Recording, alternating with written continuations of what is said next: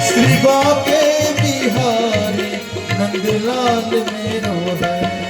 श्री बाके बिहारी नंदलाल मेरो है। श्री बाके बिहारी नंदलाल मेरो है। गोविंद मेरो है, गोपाल मेरो है। गोविंद मेरो है, गोपाल मेरो है। गोविंद मेरो है, गोपाल मेरो है। गोविंद मेरो है, गोपाल मेरो है। श्री राधा रमण नंदलाल मेरो है। श्री राधा रमण नंदलाल मेरो है। गोविंद मेरो है, गोपाल मेरो है। गोविंद मेरो है, गोपाल मेरो है। गोविंद मेरो है, गोपाल मेरो है। गोविंद मेरो है, गोपाल मेरो है। नंदलाल मेरो है, नंदलाल मेरो है। गोपाल मेरो है। बोलिए सच्चिदानंद भगवान की। जय। अब गोकर्ण पंडितों ज्ञानी धुंधकारी महाखल।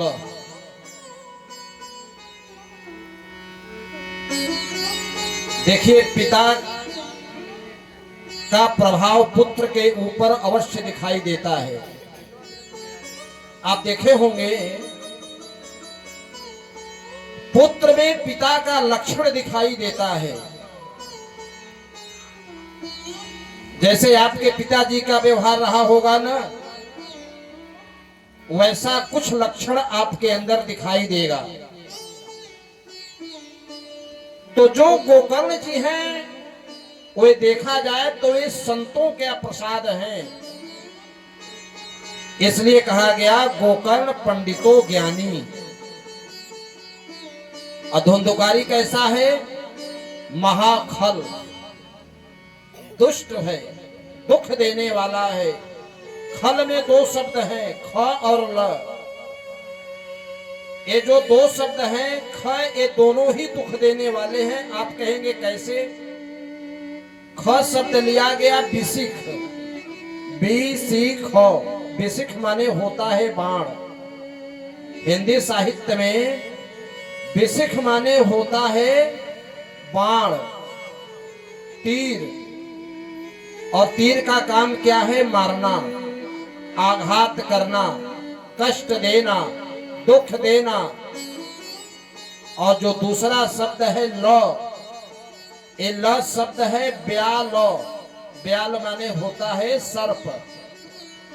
ब्याल माने सर्प। हिंदी साहित्य में ब्याल को कहते हैं सर्प। अब ब्याल का जो अंतिम अक्षर ल है, सर्प भी दुख देने वाला है। सांप को हम कितना भी दूध पिलाएं, प्रेम पूर्वक पालें, लेकिन सांप अंतिम में अपना प्रभाव दिखाता ही है। तो बिसिख का अंतिम शब्द है बिसिख, और ब्याल का अंतिम शब्द है ल। दोनों को मिला करके शास्त्रों में खल की उपमा दी गई है। ये दोनों दुख देने वाले हैं। इसलिए गोकर्ण पंडितों ज्ञानी धुंधकारी महाखल।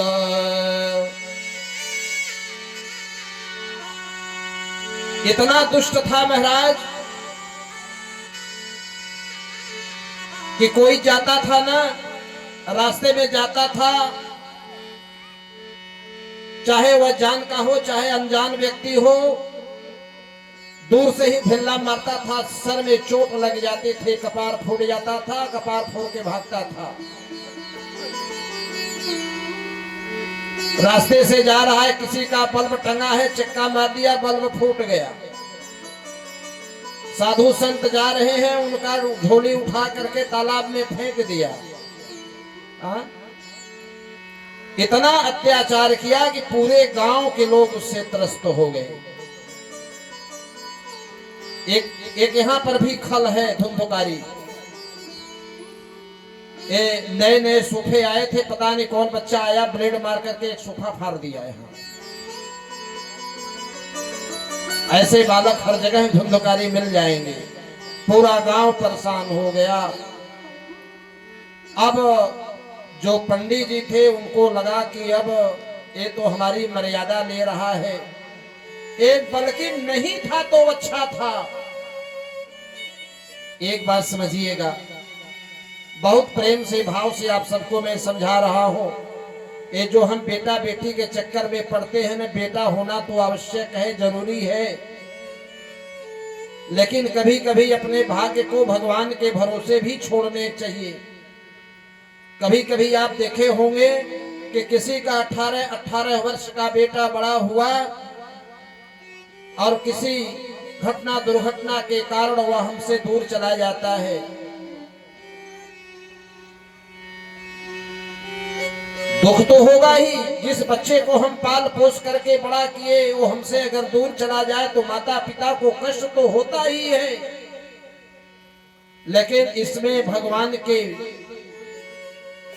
कुछ इच्छा भी समझनी चाहिए।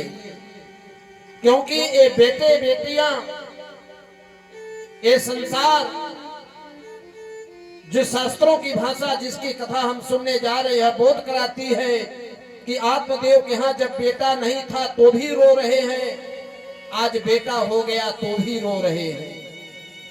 पहले रो रहे थे कि हमारे पास बेटा नहीं है, आज रो रहे हैं कि ऐसा बेटा हमारे यहाँ हो गया, पूरी नाक कटा रहा है। आज वह मरने की सोच रहे हैं, पहले भी मरने जा रहे थे, आज भी मरने के लिए अब मैं जिंदा नहीं रहूंगा, ये हमारी प्रतिष्ठा ले लिया। तब तक गोकर्ण जी जो गौ माता के बेटे थे कह रहे पिताजी ये आप क्या कर रहे हो, ये आप क्या सोच रहे हो, आप जैसा ज्ञानी मरने की बात कर रहा है। पिताजी मन स्थिति को समझकर एकांत में बैठाया, बैठिए। समझाने लगे, पिताजी यह बताइए आपको संसार में सुखी कौन दिखाई पड़ रहा है? केवल आप अकेले दुखी नहीं हो, इस संसार में बहुत लोग दुखी हैं। कोई तन से दुखी है, कोई मन से दुखी है, कोई धन से दुखी है, कोई संतान के बिना दुखी है, सब लोग दुखी हैं। इसका मतलब कि नहीं कि आप प्राण त्याग दो। पिताजी हमारी आपकी तो बात छोड़ दीजिए, 3 लोगों के अधिपति इंद्र से भी पूछे, वह भी दुखी है, वह भी परेशान है। जो चक्रवर्ती की गद्दी पर बैठा है वह भी परेशान है।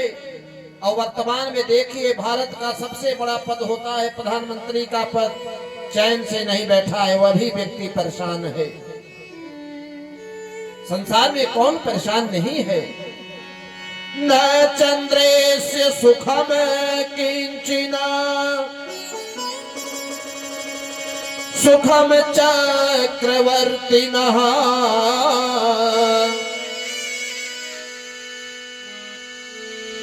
सुखमस्ति विरक्तस्य मुनुरेकांत जीविनः।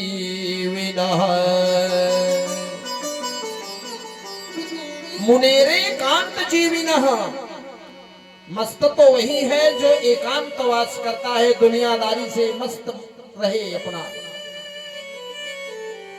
मिले तो भी राम राम, नहीं मिले तो भी राम राम। एक बात मैं आप सबको बताना चाहता हूं, हमारे गांव में एक ऐसे महापुरुष कई वर्षों तक निवास किए हैं जिनको हम आप समझ नहीं पाए।